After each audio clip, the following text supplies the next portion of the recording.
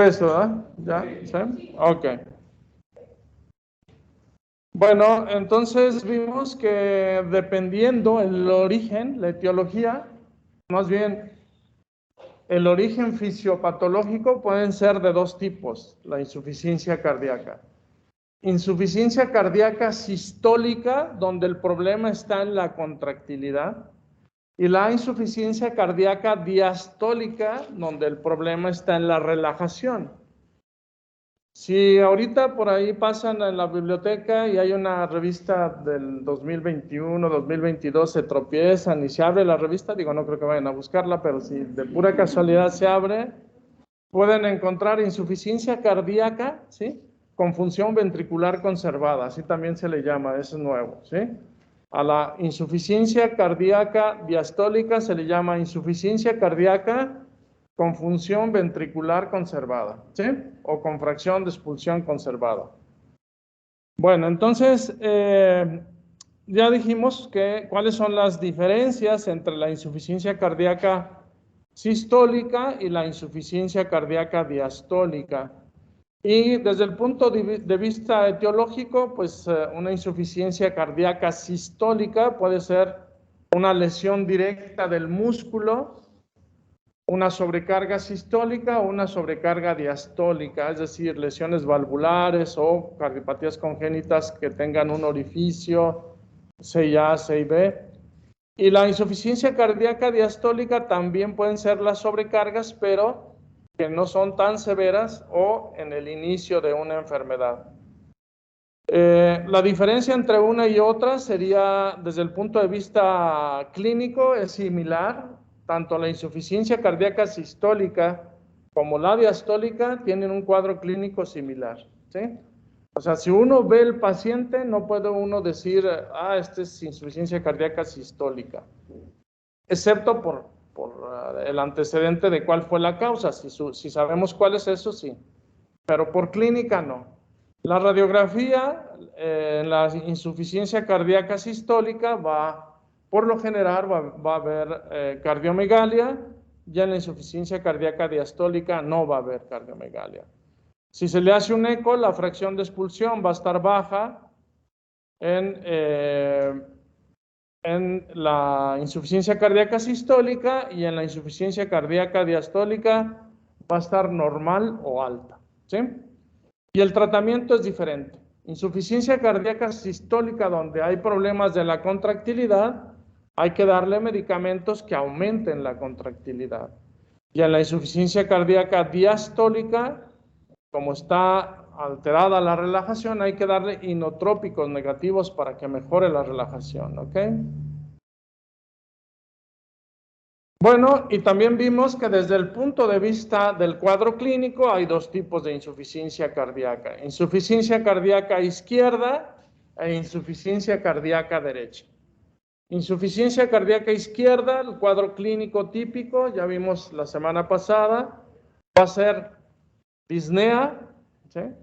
Ortopnea, disnea paroxística nocturna, y puede haber estertores crepitantes inicialmente en la base, en las bases pulmonares, que pueden irse escuchando, si no se corrige el problema, cada vez más altos, ¿sí?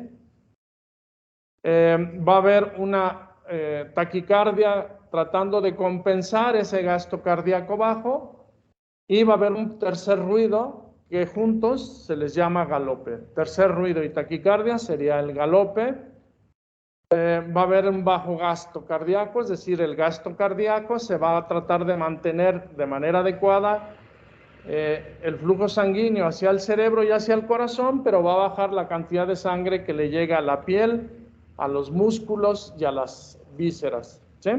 Por lo tanto, si le llega menos sangre a los músculos, va a haber fatiga.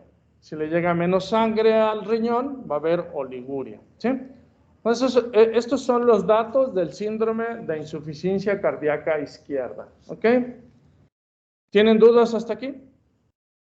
¿No? Bueno, ¿cuál es la causa principal de por qué un paciente tiene insuficiencia cardíaca izquierda? ¿Por qué tiene todos esos síntomas? El punto inicial es el daño del corazón, ¿sí? El daño del corazón. Pero el daño del corazón va a aumentar la presión diastólica final del ventrículo izquierdo.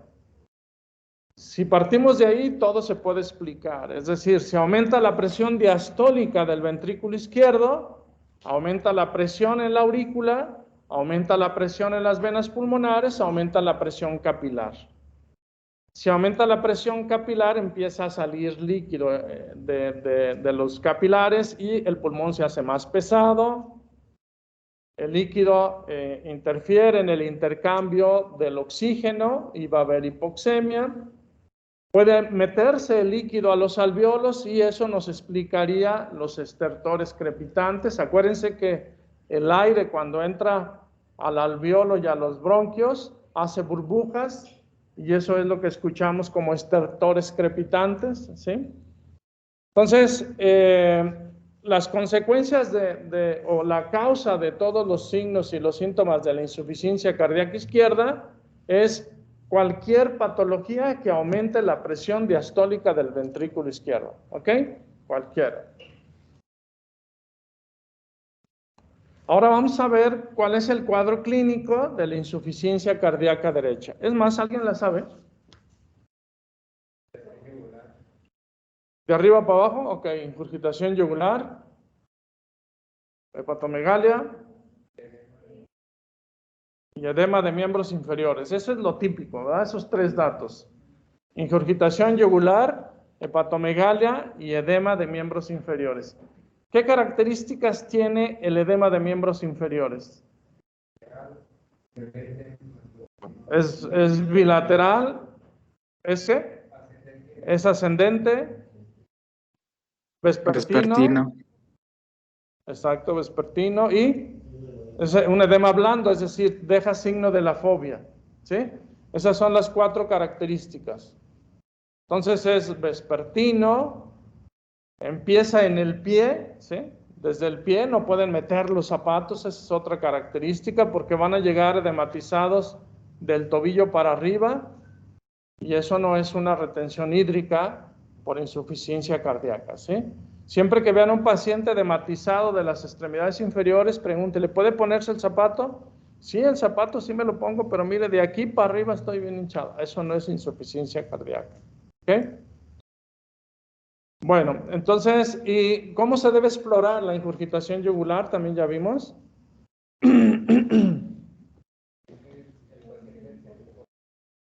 Ok, nunca lo exploren acostado, ¿sí? La ingurgitación yugular, porque todos van a tener. Entonces hay que ponerlo levantadito del respaldo a 45 grados y vamos a ver la ingurgitación yugular. Y acuérdense que es una cruz, 2 cruces, 3 cruces, 4 cruces cuando llega hasta el ángulo de la mandíbula. Ok, entonces en resumen, ¿cuáles son los datos clínicos que encontramos en un síndrome de insuficiencia cardíaca derecha? Ingurgitación yugular de arriba para abajo, ¿sí? Desde arriba para abajo, aquí vemos ingurgitación yugular, hepatomegalia y edema de miembros inferiores. El edema viene siendo ascendente, empieza primero en el pie y luego en la pierna, en el muslo, puede llegar al abdomen y puede provocar ascitis, puede llegar a los pulmones y puede provocar derrame pleural, ¿sí? Y cuando llega ya a los pulmones, pues entonces ya llegó casi hasta la cara y a eso se le llama anasarca, ¿sí? Anasarca. Cuando hay un edema generalizado se llama anasarca. ¿Qué hace el ventrículo derecho para compensar esa taquicardia? Perdón, esa insuficiencia cardíaca. Se pone taquicárdico, ¿sí? Y aparece un tercer ruido. Entonces también hay galope derecho, ¿sí? Galope derecho.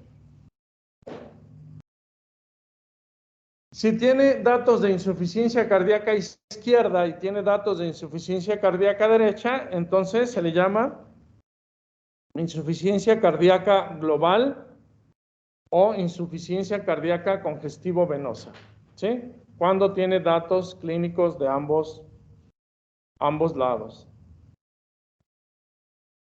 Ok, vemos aquí una radiografía. Se supone, yo creo que esta apareció. Ah, no, ya, es que vamos a ver de aquí en adelante pura insuficiencia cardíaca sistólica, ¿sí? Ya ahorita vamos a dejar en paz la insuficiencia cardíaca diastólica. Vamos a ver insuficiencia cardíaca sistólica, para que pongan ahí como título, insuficiencia cardíaca sistólica.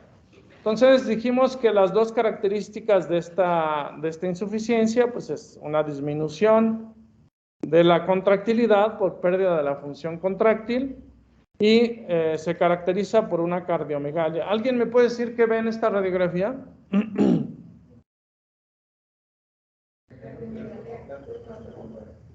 ¿Primero qué? Ok, entonces ¿es una tele o es una anteroposterior? Parece tele, ¿no? Porque las clavículas sí están hacia arriba, ¿verdad? Pero no le dijeron que hiciera los hombros hacia adelante. Si no hacen los hombros hacia adelante, los omóplatos quedan adentro, ¿sí? Entonces es una tele mal tomada, ¿no?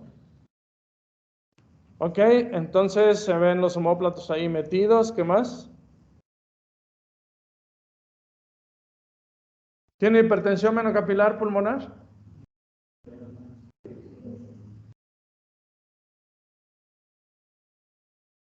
¿Tiene hipertensión venocapilar pulmonar?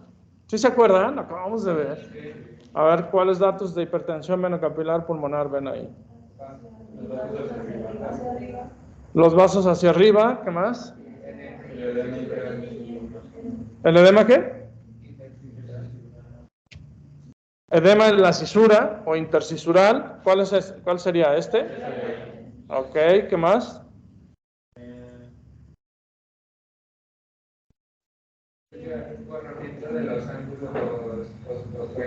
O sea, este ángulo debería estar hasta acá, hasta abajo. Aquí así, ¿no? Ahí, más o menos aquí.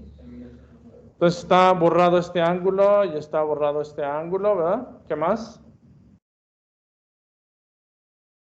Ya con eso pueden decir qué grado de hipertensión venocapilar pulmonar tiene. 3, ¿verdad? Hipertensión venocapilar pulmonar grado 3. Ok, ¿qué más tiene? ¿Qué más le ven? Una cardiomegalia grado. Una cardiomegalia grado 4, ¿verdad? Llega hasta acá. Ok, entonces, esto es un paciente con una cardiomegalia con hipertensión venocapilar pulmonar grado 3. ¿Sí? ¿De acuerdo? Bueno, ¿cuál es la etiología entonces de la insuficiencia cardíaca sistólica? Ya dijimos que tiene 3 grandes grupos de etiológicos. Cuando hay daño miocárdico directo, cuando hay sobrecarga de volumen o cuando hay sobrecarga de presión. Cualquiera de esos 3 grandes grupos puede provocar que se baje el gasto cardíaco y al bajarse el gasto cardíaco se va a desencadenar una serie de respuestas que van a llevar al paciente a un cuadro clínico florido, ¿sí? Ok, entonces, causas que pudieran lesionar directamente al corazón, ¿cuáles podrían ser? Un infarto, la cardiopatía isquémica, otra. Esa sería la hipertensión.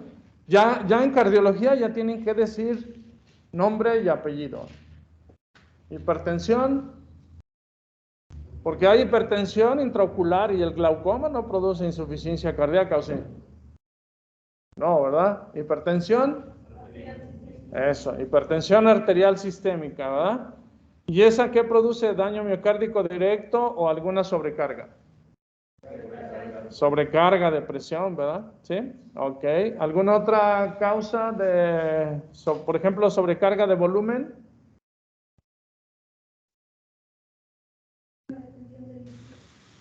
Eso ya es consecuencia de... Una enfermedad renal.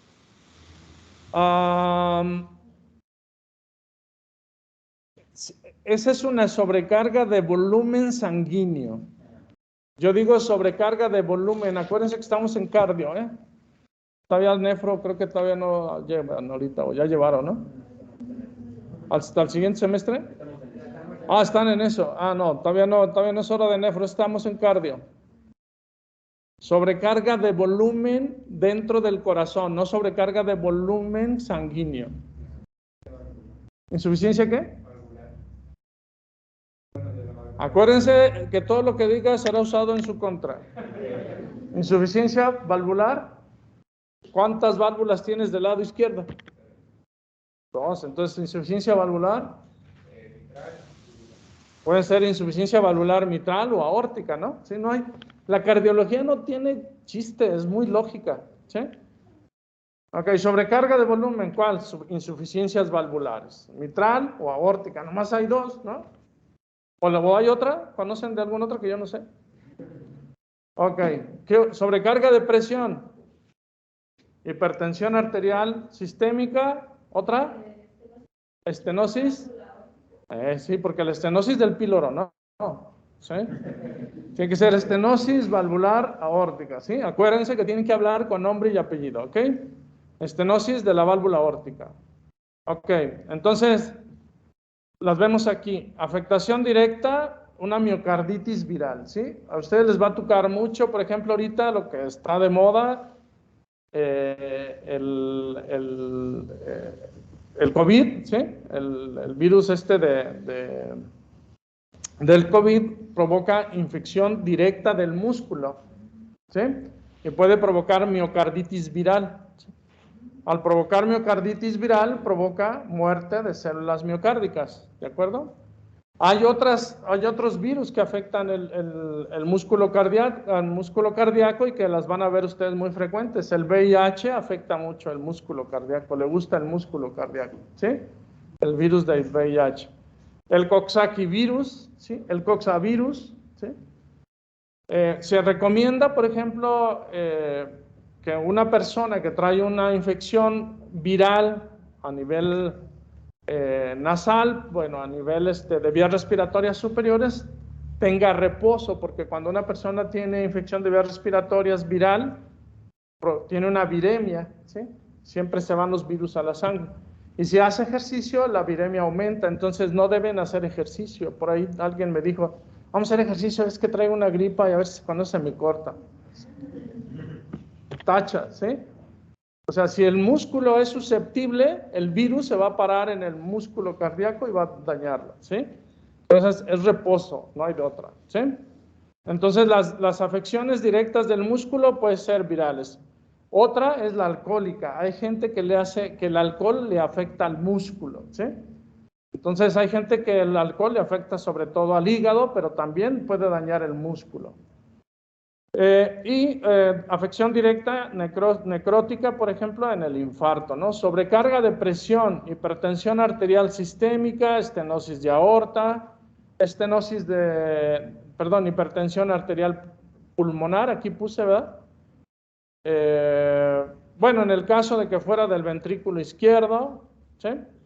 Sobrecarga de volumen, insuficiencia mitral e insuficiencia tricuspidia en caso del ventrículo derecho, perdón.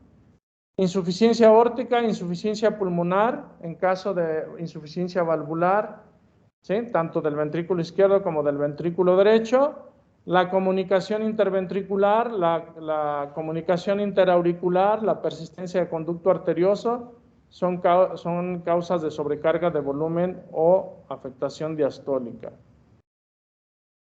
Bueno, ¿por qué la sobrecarga de volumen provoca insuficiencia cardíaca? Inicialmente, la sobrecarga de volumen, para poder manejar ese volumen, vamos a suponer que un paciente tiene una insuficiencia de la válvula mitral, entra la sangre que viene de la aurícula al ventrículo, se produce la sístole, parte de la sangre se va a la aorta, parte se regresa a la aurícula, más la sangre que había llegado a la aurícula, hay mucho volumen en el ventrículo izquierdo, ¿sí?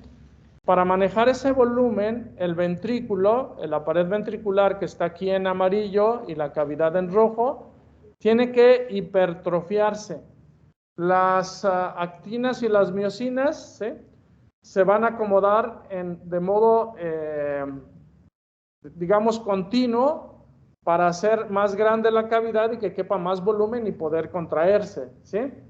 A eso se le llama hipertrofia excéntrica. Hipertrofia excéntrica. Y en este momento, cuando hay hipertrofia excéntrica, en los primeros años, el músculo funciona muy bien y no se sube la presión diastólica del ventrículo izquierdo. La presión diastólica se puede mantener bien, ¿sí? ¿Qué pasa en la sobrecarga de presión? Vamos a suponer una estenosis de la válvula aórtica o una hipertensión arterial. Tiene que vencer esa presión que está en la aorta, ese ventrículo, y para vencer esa presión se va a hipertrofiar. Vean ustedes, aquí está en amarillo la cantidad de miocitos que hay, el ventrículo izquierdo, ¿se acuerdan que parece como una dona? Así quise representarlo. Y vean cuando hay una sobrecarga de presión, como la hipertrofia es con aumento en el espesor de la pared, ¿sí? A esto se le llama hipertrofia concéntrica. Hipertrofia concéntrica. Ahí las actinas y las miocinas, en vez de acomodarse en sentido longitudinal, se acomodan en sentido paralelo, ¿sí? Para que entre todas hagan más fuerza y sea más fácil vencer esa presión que está evitando que salga la sangre del ventrículo izquierdo. Entonces, la sobrecarga de volumen provoca hipertrofia excéntrica. La sobrecarga de presión provoca hipertrofia concéntrica, ¿sí? Y, por ejemplo, un daño miocárdico, en el caso de un infarto, vamos a suponer, este es el músculo cardíaco, se tapó la coronaria izquierda, se infartó la cara anterior y la cara lateral, y entonces esa zona de miocitos muertos, los miocitos se van a tratar se empiezan a quitar por ahí, empieza a meterse fibroblastos, empieza a formarse mucha colágena y la pared se adelgaza. Ya no se va a mover esta pared de manera adecuada porque se murieron los miocitos, se necrosaron, y la parte contraria, la parte que se queda sana, queda un poquito más de hipermovilidad, o sea, aumenta más su movilidad para tratar de compensar. Cualquiera de las tres cambios que se observan desde el punto de vista etiológico va a provocar un remodelado del ventrículo. Y ese remodelado del ventrículo va a pasar varios años, va a terminar en un ventrículo que normalmente era piramidal, ahora va a ser elíptico y puede ser hasta redondito, ese ventrículo izquierdo. Y ese ventrículo ya no va a servir para contraerse, ¿sí? Lo que va a pasar es que va a aumentar mucho su presión interna, ¿sí? La presión diastólica, y va a disminuir la cantidad de sangre que sale.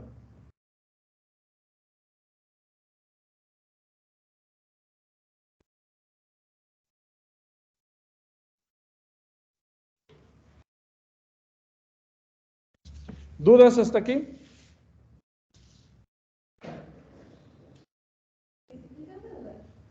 Sí. En la hipertrofia concéntrica, ¿cómo dice que era el acomodo de la miocina?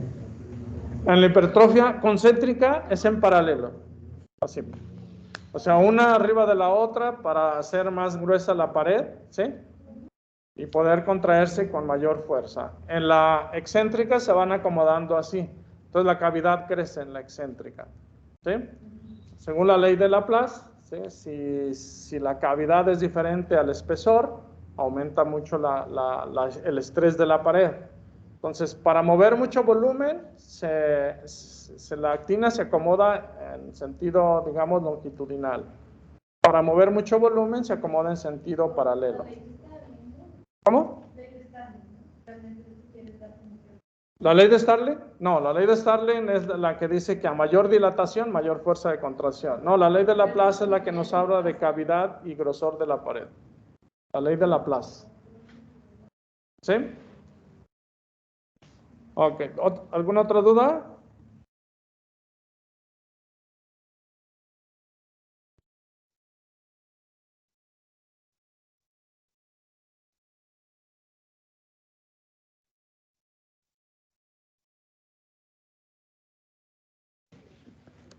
Ok. Bueno,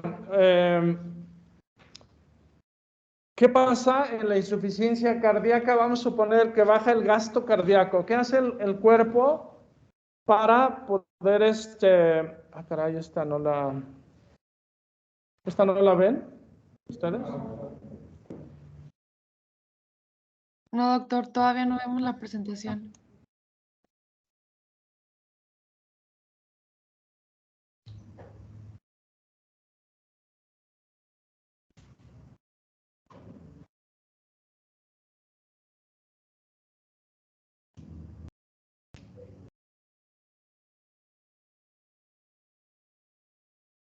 ¿Qué pacho? Ok, quito esta.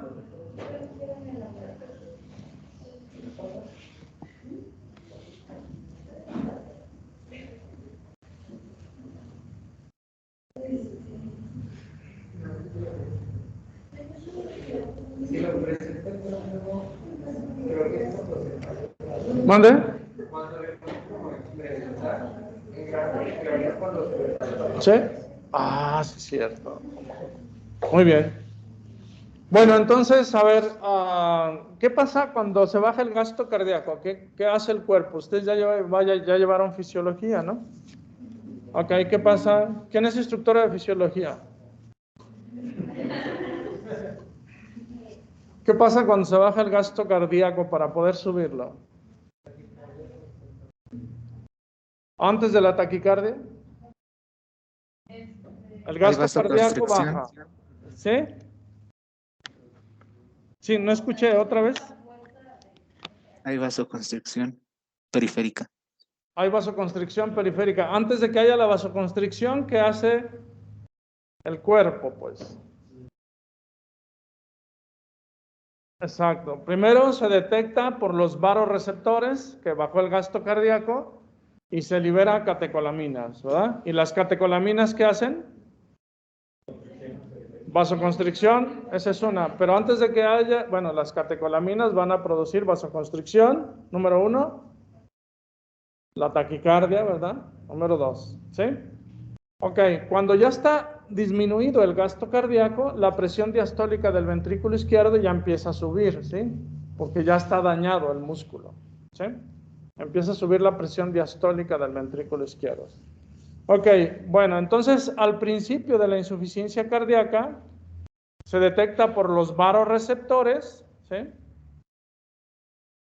Acuérdense, va a tratar de compensarlo. Entonces, los vasoreceptores es lo primero que detecta ese bajo gasto cardíaco, y luego se liberan catecolaminas, adrenalina y noradrenalina. Y luego las catecolaminas, ¿qué producen? Taquicardia, ¿verdad? Entonces, es muy raro ver un paciente con insuficiencia cardíaca sistólica que no tenga taquicardia. Si llega un paciente dematizado, ¿sí? Hinchado con ustedes, con frecuencias de 70, dúdenlo que sea insuficiencia cardíaca sistólica, ¿sí? ¿Por qué? Porque entonces algo está pasando, no está funcionando su sistema que trata de compensar ese gasto cardíaco, ¿sí? Ok. Entonces, las catecolaminas provocan taquicardia. ¿Qué más provoca? Vasoconstricción. ¿Por qué? Vasoconstricción periférica. Acuérdense que tienen que hablar ya con apellidos, ¿sí? Vasoconstricción periférica, ¿qué más? ¿Liberan alguna sustancia?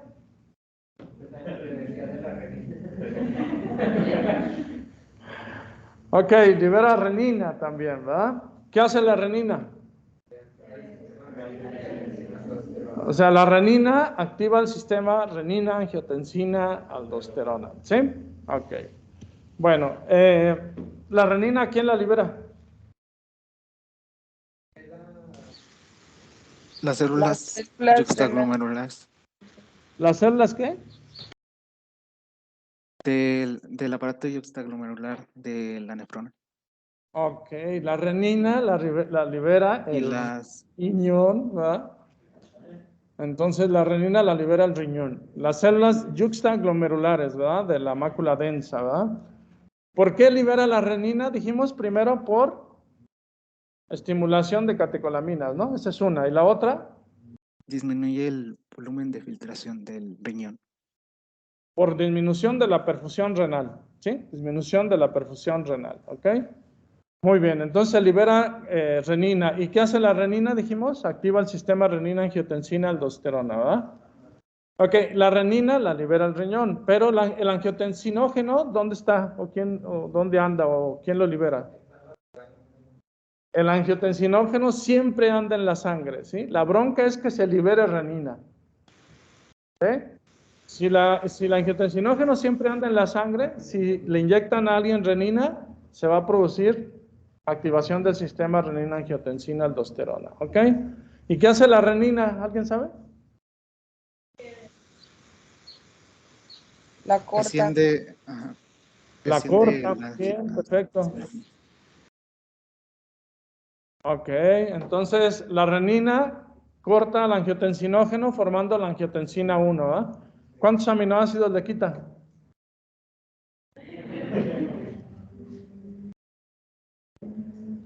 ¿No? Ok, ¿y la angiotensina 1 qué hace? ¿Se va a los pulmones? Bueno, anda por todo el cuerpo y llega a los pulmones, y en los pulmones Se corta otra vez.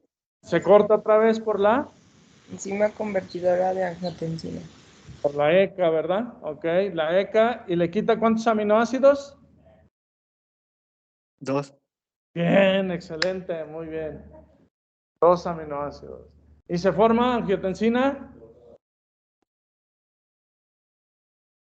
¿En casa, angiotensina? 2. 2. ¿Estimula los receptores? De angiotensina. Ah, es que no me ven, ¿verdad? ¿Sí me ven? ¿Sí me veo? Ah. ¿Qué receptores estimula la angiotensina? 2. Los de angiotensina. ¿Pero cuál? ¿El 1 o el 2? El 2. ¿El 1 o el 2?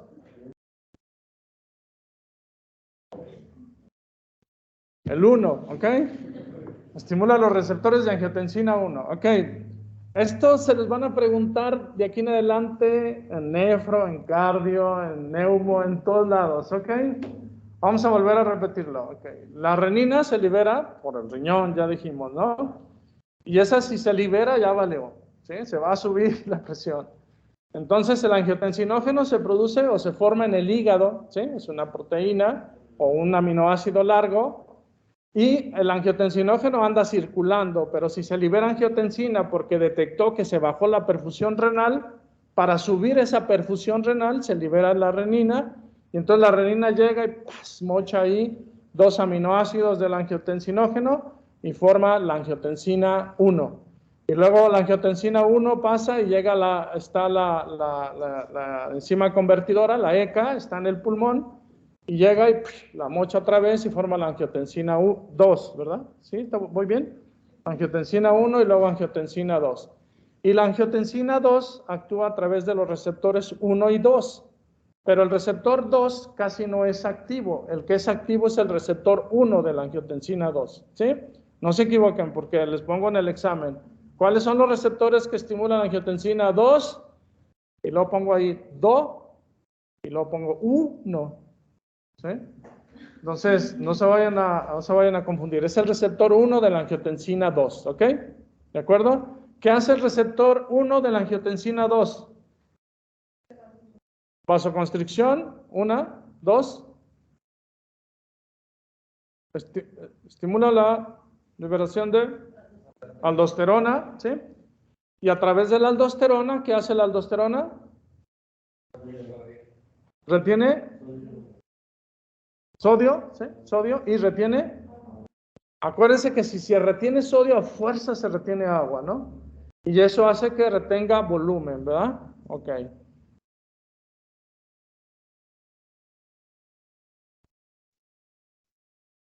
Entonces, ese fue el sistema renina-angiotensina, pero también las catecolaminas son inotrópicas positivas, ¿verdad? Van a tratar de aumentar la fuerza de contracción del músculo, ¿verdad? El gasto cardíaco va a disminuir a su vez el flujo sanguíneo de las vísceras, intestino, hígado, pero sobre todo del riñón, va para tratar de mantener el gasto cardíaco a nivel normal y el flujo sanguíneo a nivel del cerebro y de corazón, ¿sí? Manteniendo sangre en esos órganos que son vitales. Entonces el hipoflujo renal lo van a detectar también las células justaglomerulares y va a liberar renina, activando al sistema renina-angiotensina-aldosterona, tratando de retener agua y sodio. Si retiene agua y sodio, ¿para qué va a servir? Para aumentar volumen, ¿sí? Y al aumentar volumen, aumenta la precarga, y al aumentar la precarga, la ley de Frank-Starling, ¿no? A mayor volumen cardíaco, mayor dilatación de la miofibrilla, mayor fuerza de contracción. ¿Hasta cuánto se puede dilatar la sarcómera para que esté a una adecuada fuerza de contracción? 2 micras. Ok, perfecto. De tal manera que esto va a provocar que aumente la precarga. Por un lado, la taquicardia va a tratar de aumentar el gasto cardíaco y de tal manera que al aumentar la precarga y al aumentar el volumen se va a tratar de dilatar ese ventrículo. Se van a activar unos genes que se llaman protoncogenes, ¿sí? Y después vamos a ver qué hacen los protoncogenes. Todo esto va a tratar de que no haya síntomas, ¿sí? Entonces puede haber insuficiencia cardíaca asintomática. Puede ser que el paciente ya esté reteniendo líquidos, ya tenga activado el sistema renina-angiotensina y puede ser que ya haya activación del sistema de catecolaminas. Pero se está compensando, y a eso se le llama compensación en la insuficiencia cardíaca. Entonces, ¿cuáles son los 3 grandes pasos que hace el corazón para compensar inicialmente? La activación de los vasoreceptores, ¿sí? La activación del sistema renina-angiotensina-aldosterona y la activación o digamos, echa a andar la ley de Frank-Starling, ¿sí? ¿De acuerdo? Y entonces, inicialmente, un paciente puede estar ya en una fase muy temprana de la insuficiencia cardíaca que no nos da síntomas y no podemos nosotros saber si lo tiene o no desde el punto de vista clínico, pero sí podemos saber desde el punto de vista laboratorial, ¿sí? ¿Ustedes saben qué examen se pide para ver si tiene insuficiencia cardíaca? Es el BNP, ¿sí? Péptido natriurético cerebral, ¿sí? Péptido natriurético cerebral se pide en esas etapas cuando no hay clínica. O sea, no tenemos datos clínicos, pero sospecho que el paciente ya tiene insuficiencia cardíaca. Ok, ¿qué pasa si no se corrige la causa que está provocando la insuficiencia cardíaca? Este daño del músculo va a seguir y entonces el gasto cardíaco continúa bajo, se activan los vasoreceptores, se activa el sistema renina-angiotensina-aldosterona y se activa la ley de Frank-Starling. Pero también ya se activan unos protoncogenes que van a hacer que se remodele ese ventrículo y en vez de ser un ventrículo con una forma piramidal, se va a redondear, ¿sí? Y entonces la fuerza de contracción que va a tener ese ventrículo ya no va a ser suficiente. Si no se corrige, entonces ese daño se va a sobrecompensar. Si se sobrecompensa, entonces vienen los signos y los síntomas. ¿Cuáles son los signos y los síntomas de la insuficiencia cardíaca? Dependiendo cuál ventrículo esté dañado, ¿sí? Taquicardia con galope, ingurgitación yugular, hepatomegalia, edema de miembros inferiores. En la insuficiencia cardíaca derecha, disnea, ortopnea, disnea paroxística nocturna, fatiga, tercer ruido, taquicardia, en insuficiencia cardíaca izquierda. ¿Ok? ¿Sí? En la global serían simplemente la combinación de las dos. De las dos, nada más. ¿Sí? Ok. Entonces, no, pues no se ve nada, ¿verdad? Ok. Entonces vean ustedes aquí, ya cuando se empieza a sobreestimular, cómo el paciente va a tener taquicardia, y al tener taquicardia y dilatarse el ventrículo, acuérdense que la dilatación del ventrículo genera el tercer ruido. Cuando no se mueve, está rígido el ventrículo, genera el cuarto ruido, ¿sí? Entonces empieza a dilatar, aparece el tercer ruido. Y si tiene taquicardia, va a aparecer el galope. Va a haber vasoconstricción. Si hay vasoconstricción en la piel, ¿cómo se va a ver la piel? Pálida.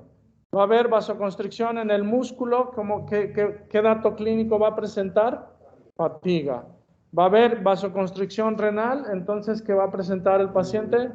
Oliguria. En el día no orinan y en la noche orinan mucho. Esa es una característica del paciente con insuficiencia renal. ¿Sí? En el día no orinan y en la noche orinan 5 o 6 veces.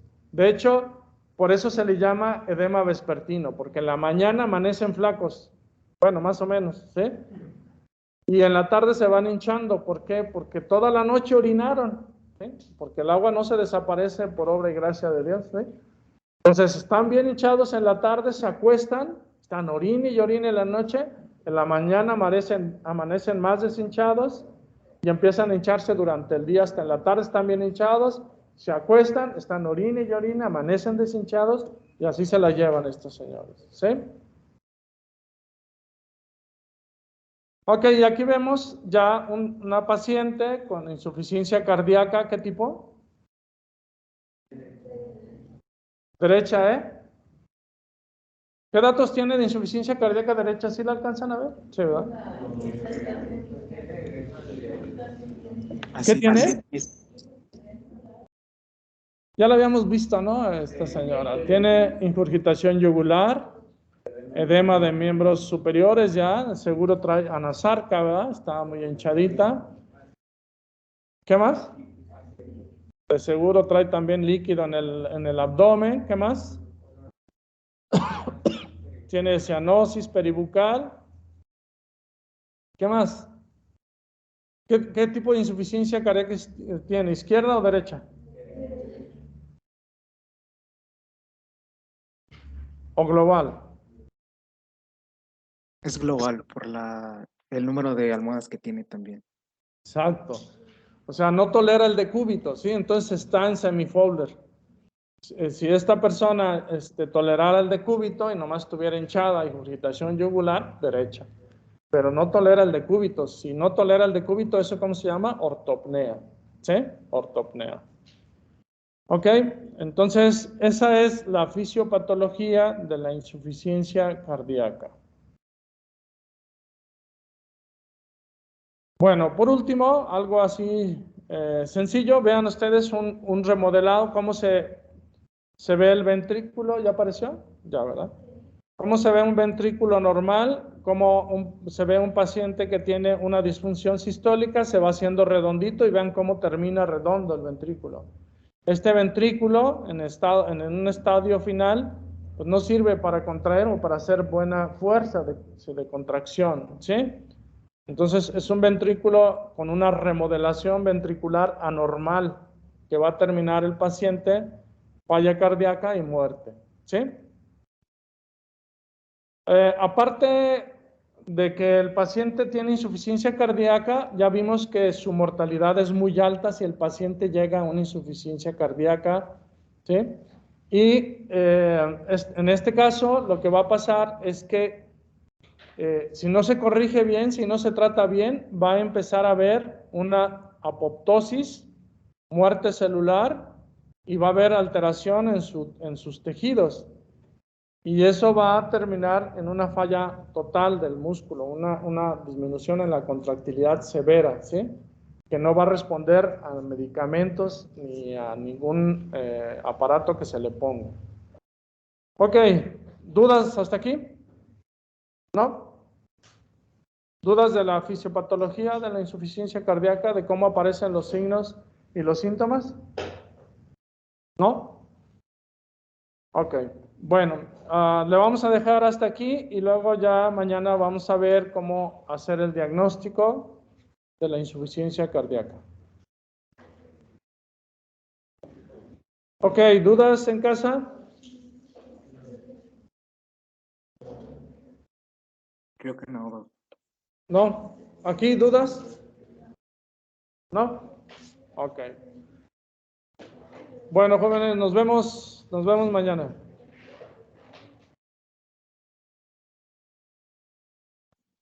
Gracias, doctor.